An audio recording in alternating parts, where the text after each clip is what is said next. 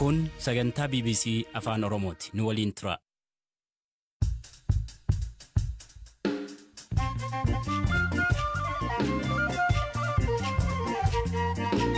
Ashama akka mooltan qophii raadiyoo BBC Afaan Oromoo kamisa waxabajjii 23 2022 eegalee jira. Mootummaan Itoophiyaa TPLF buufata xiyyaaraa Maqalee cufe jechuu fi deebii gama Tigraay jiru. ኤርፖርት አይታዓጽወና መቀለ ኤርፖርት buufanni xiyyaaraa Maqalee hin cufamne buufanni xiyyaaraa kun boba'aa ittiin tajaajila kennu hin qabu kan jechaa jirru malee buufata xiyyaaraa cufne irraan jenne. Shawaalixaa Baakkoo Tibbeetti barataa kutaa 12ffaa foormulaa herreegaa kalaqe. Ijoollonni qormaatan tiraansii yookaan qormaata biyyaalessaa fudhatanillee bakkee sanaan gaaffiyyoo isaaniif dhufe haala salphaa fi karaa gabaabaa ta'eetiin argachuu ni danda'u. Dargaggoo Gujii anatu nama dheeraa Itoophiyaatti jedhu sarkaa qabna. Oduu gaggabaabootti daree walduraa duubaan kan isinii dhiyeessu an beekaa Toomaati.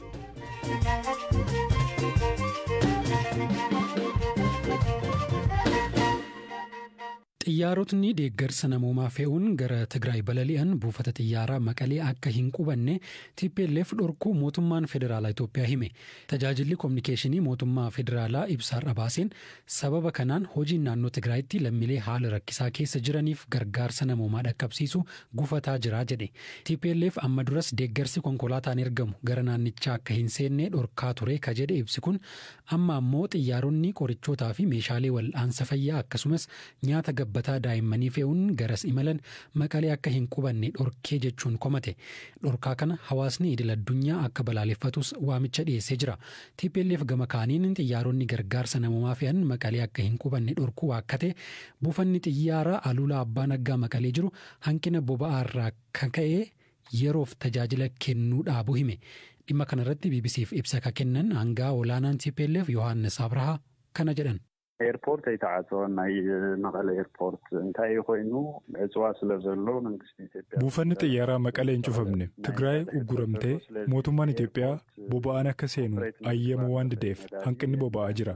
Kanaaf buufanni xiyyaaraa kun boba'aa ittiin tajaajila kennu hin qabu kan jechaa jirru malee buufata xiyyaaraa cufne irraan jenne. Mootummaan Itoophiyaa kana kan jechaa jiru waan silaa erguu qabu hambisuu waan barbaadeef ifa gochuudhaaf xiyyaaronni Finfinnee ka'anii dhufan qubachuu hin danda'an jedhamee hin dhorkamne. Akkas gochuun hin danda'amu. Erga Maqalee ga'anii booda garuu buufata xiyyaarichaa tajaajila akka kennu gochuudhaaf boba'aan hin jiru kan jenne. Kun kan ta'e kaleessa irraa eegaleeti. Xiyyaarri deeggarsaa fannoo diimaa har'a qubachuu qabu. Sababa ibsa mootummaan Itoophiyaa baaseen osoo hin dhufin hafeera. Kana kan godhaniif akkuma barame gara Tigraay deeggarsa akka hin seenne dhorkuufi. Nuti xiyyaaronni gara Tigraay akka hin dhufne sababa dhorknuuf hin qabnu. Uummanni keenya deeggarsa barbaada. Kanaaf deeggarsi ariitiidhaan akka seenu barbaadna. ምክንያት የለን ህዝብና ሐገዝ የድልዮ ሐገዝውን በወልጥፍ ካት ንደሊ ካብ ማርች 24 ጀሚሩ Bitootessa 24 erga waliigaltee dhukaasa dhaabuurra ga'amee booda haga tokko boba'aan dhufaa ture. Kun kan barbaachisu keessaa 10% yookiin immoo 11 kan ta'udha. Hanga ammaa isa qusannee fayyadamaa turre. Ammas waan dhumeef boba'aa ittiin buufanni xiyyaaraa tajaajila kennu akka hin qabne sababii kanaanis hojii akka dhaabe dhaabbilee gargaarsa UN dabalatee dhaabbilee biroo Tigraay keessa jiran beeksifnee jirra.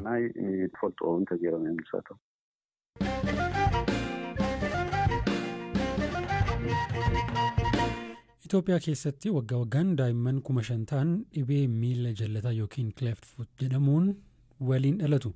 Dhibeen kun uumamaan kan dhufuu fi yeroon hin wal'aanamu yoo ta'e rakkoo hanqina qaamaa deemuu nama dhorku umurii guutuuf turu uuma. Biyyoota adda addaa keessatti dhibee kana wal'aanuu irratti kan hojjetu dhaabbata Hopox International Director damee Itoophiyaa fi ogeessa fiiziyooteraappii kan ta'an obbo Ndashawaa Barraa maalummaa dhibee kanaa fi wal'aansasaa BBCtti akkanaan dubbatan. ቆልማማ እግር ማለት የአፈጣጠር ችግር ሲሆን rakkoon miila jallatuu jechuun rakkoo uumamaan dhufu yoo ta'u miila daa'imaa gara gadii yookiin gara keessaatti dhiibee jallisu jechuudha. Amma sadarkaa saayinsii ammayyaarra jirrutti dhibeen miila jallataa kun yookiin cleft foot jennu maalirraa akka dhufu hin beekamu. Dhibeen kun miilli akka jallateen bakka koronyoo irratti akka goggogu waan taasisuuf daa'imni sun miila isaa sochoosuu hin danda'u jechuudha. Kun ammoo daa'imni kun yeroo guddachaa dhufutti yeroo deemuuf barbaadu akka deemuu hin dandeenye taasisa. Dhalli namaa tokko tarkaanfachuuf yookiin immoo adeemuuf miilli isaa qajeelaa fi diriiraa ta'uu qaba yookiin digirii 90 ta'uu qaba. Kanaaf daa'imni kun sochiin isaa kan daangeffame ta'a. Rakkoon inni guddaa garuu yeroo guddatutti carraan jireenya isaa guutuu rakkoo hanqina qaamaan jiraatu parsantaa 100 ta'u. Addunyaa irratti yommuu ilaallu daa'imman 800 dhalatan keessaa 3 dhibee kanaa waliin dhalatu. Itoophiyaa keessatti waggaa waggaatti daa'imman 5,000 ta'an dhibee kanaa waliin dhalatu. Kun Afrikaa keessatti Naayijeeriyaatti aansuun sadarkaa 2ffaarra jirra jechuudha. Dhibeen kun wal'aansa poonsitii jedhamu qaba. Wal'aansi kun sadarkaa 2 qaba. Inni jalqabaa wal'aansa miila jallate kan itti qajeelfamu wal'aansa jeessoodha.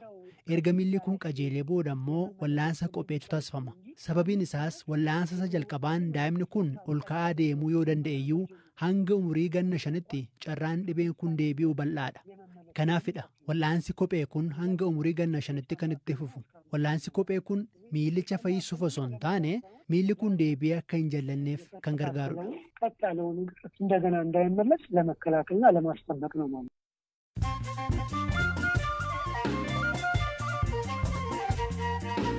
Qophii raadiyoo BBC Afaan Oromoo dhaggeeffataa jirtu gidduutti oduu gaggabaaboon isinitti hima. Koomishiniin mirgoota namoomaa dhaabbata biyyoota gamtoomanii ajjechaa Wallagga Lixaa ganda toleetti raawwatame irratti aangawoonni Itoophiyaa qorannoo walabaa fi gadi fagoo akka gaggeessan gaafate. Itti dabaluunis ajjechaa sukkanneessaa kana hordofuun kanneen butamanii fi qe'ee isaanii irraa buqqa'an nageenyi isaanii mirkanaa'uu akka qabu Koomishinar Olaantuu Miisheel Baashelet gaafataniiru. Qorannoon godhame kanneen ajjechaa kana raawwatan itti gaafatamuu qabus jedhan. Gaanaan godambaa guddicha seenaa Afrikaa sirreessa jettee ji'a hagayyaa dhufu xumuramu ijaarsisaa akka jirtu beeksifte. Kaayyoon godambaa Pan African Heritage Museum jedhamu kana seenaa Afrikaa sagalee mala aadaa fi Afrikaatiin galmeessuu fi ibsuudha jedhu kanneen yaada ijaarsa godambaa kanaa maddisiisan. Hakimoonni taphataa kubbaa miilaa duraanii Diego Maradona 8 maalna dhibdeedhaan lubbuun isaa akka darbu godhaniiru jechuun himataman. Taphataan kun sababa hanqina yaala gahaa fi hordoffii itti fufaa dhabuun du'ee jedhan gareen hakimoota du'a isaa boqotan. Maradonaan bara 2020 ji'a sadaasaa keessa umrii waggaa 60 ture boqote. Doktoroonni Afgaanistaan balaa kirkira lafaa kaleessa biyyattii keessatti lubbuu namoota 1,000 olii galaafateen daa'imman hedduun ajjeefamuu akka hin oolle himan. Kirkira lafaa maagniitiyoodii 6.1 lakkoofse kanaan miseensonni maatii ishee namoonni 19 jala ajjeefamuu dubartiin tokko BBC'tti himteetti. Oduun galgala kanaaf qopheeffanne isaanuma kana.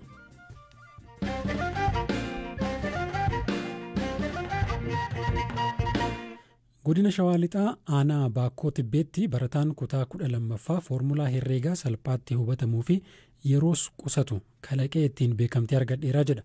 Foormulaan inni bara kana kalaqe kun sadarkaa aanaa fi godinaa bira darbee sadarkaa Oromiyaatti beekamtii argachuu manni barumsaa barataa kanaa himeera.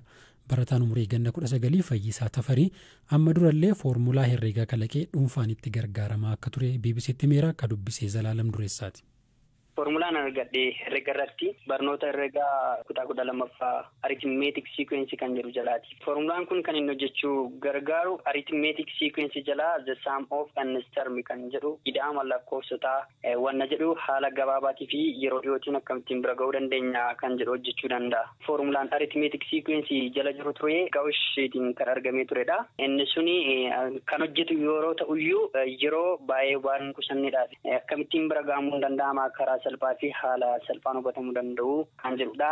Inni barataas immoo haala qormaata irratti yeroodha waan qoramuudhaa fi yeroo akkamitti gabaabsinee bira ga'uu dandeenya kan jedhu irratti kan xiyyeeffatudha. Ijoollonni qormaata intiraansii yookaan qormaata biyyaalessaa fudhatan illee safara sana yookaan bakkee sanaan gaaffii yoo isaaniif dhufe haala salphaa fi karaa gabaabaa ta'eetiin argachuu ni danda'u. Foormulaa isa duraatiin fakkeenyaaf gaaffii walxaxaa yoo ta'e yeroo hagam fudhachuu danda'a ture? Tilmaamaan inni kan duraa barataan cimaan tokko kan hojjechuu danda'u yoo cimee daqiiqaa 3 yookaan 4. Kan ammaa immoo jalqabaaf dhuma ishee qofa gaafata. Ulaagaa inni gaafatu waan ta'eedhaaf barataan kileverin sun lakkoofsi ittiin guddatiin malee daqiiqaa tokko gidduutti fixa. Kanarra darbee immoo ispeesii waraqaawwan baay'eellee sirriitti kan qusatudha. Foormulaa kana argachuuf ani kanan yeroo irratti dabarse tilmaamaan naannoo ji'a tokkooti. Kanan argadhee mana turse immoo naannoo ji'aatii waliigalaa hiriyoota kootti baasuudhaaf ji'a 2 ol kan inni ture jechuudha. Kana durallee foormulaa manaatii akka sekriitaatti nan qaba. Inni sun kaayyoo koo ta'ee irratti hojjedhee foormulaa karaa gabaabaatiin kan hojjetamu hojjetteen kutaa 10ffaatti callisee manan kaa'een ture. Arithmetic sequence kanarratti immoo hiriyoota koo waliin barattoonni keenya itti haa fayyadamanii kan jennu waliigallee isaanitti erga agarsiiseen booddee barsiisotatti agarsiifne. Direektarri mana barumsaa sadarkaa 2ffaa Baakkoo Tibbee obbo Balaayee Bayyanaa akkaataa foormulaan barataan kun kalaqe itti mirkanaa'ee beekamtii argate akkas jedhu. jalqaba barsiisaa isaa kutaa sana barsiisutti argisiisee kalaqa kan argadheera jedhee barsiisaa sanatti beeksise.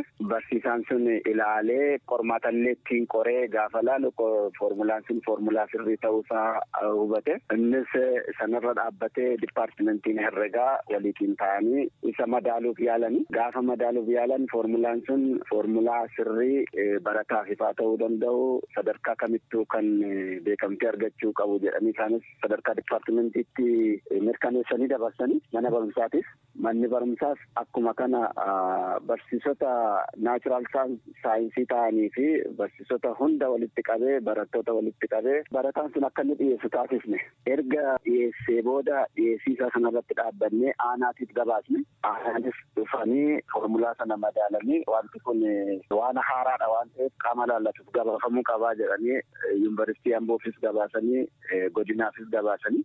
Godinni Oromiyaaf gabaasee amma saayinsii teknooloojiitti deemee wantichi Adaamaa irratti akka Oromiyaatti waamamanii ittis madaalamee foormulaan argame kun foormulaa sirrii ta'uusaa mirkanaa'ee amma sadarkaa ministeeraatti deemeera. Beekamtii isaa nama waamanii nuun laanne sadarkaa Oromiyaatti garuu beekamtii argatee badhaasa argateeti kan inni dhufe jechuudha.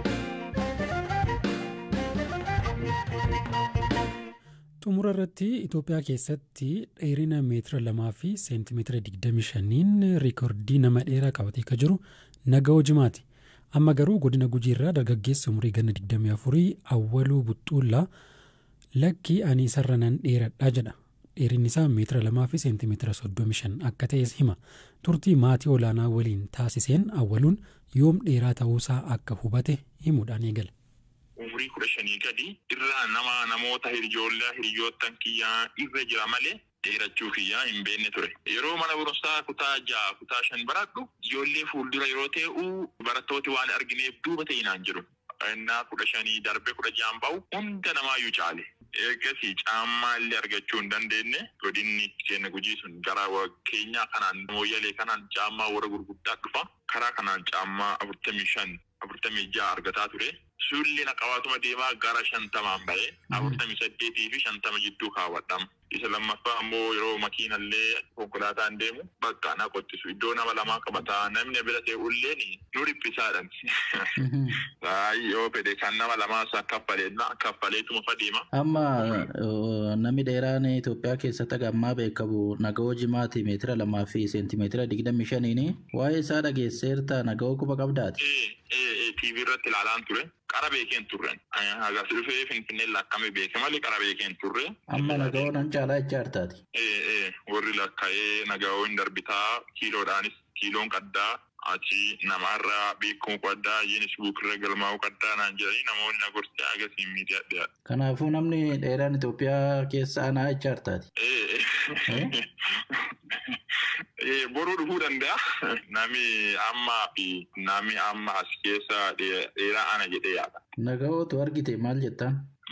Nagahootu argee nama kenna ilma Oromooti hin jaaladha. Ani osoo inni caalellee itti gammada malee nan gaddisiisu. Isa ammoo osoo dhaggee yoo caalellee seentimeetira 10 ta'uu danda'a kallattumaa itti haasawa. Hiriyaa kiyya. Ennaa namoota itti haasoftu rakkatu. Namoota gabaabaa yeroo itti haasawu. Isa dhiisii anuun fokkiin ceera bikko. Maali? Inni ol ilaalaa hanga ilaalaa namni kun dhaloota ana dursa. Ana ammoo hojjaa kennaa waaqaatiin naa kenne waan kanaaf garuu isa doo argee hiriyaa kiyyaa nama dheeraa gosa kiyyaatiin nan jaaladha baay'ee. Ayyee kanarra waaqi si dheeressinne namoo sigaa. Kana hunda beektaa waaqatti dheeressee muti. Yoo itti dabarallee komiin qabu. Waaqi naa dheeressu umriillee hojjaallee waan hundaanuu waaqi anaa dheeressu jedhee yaada.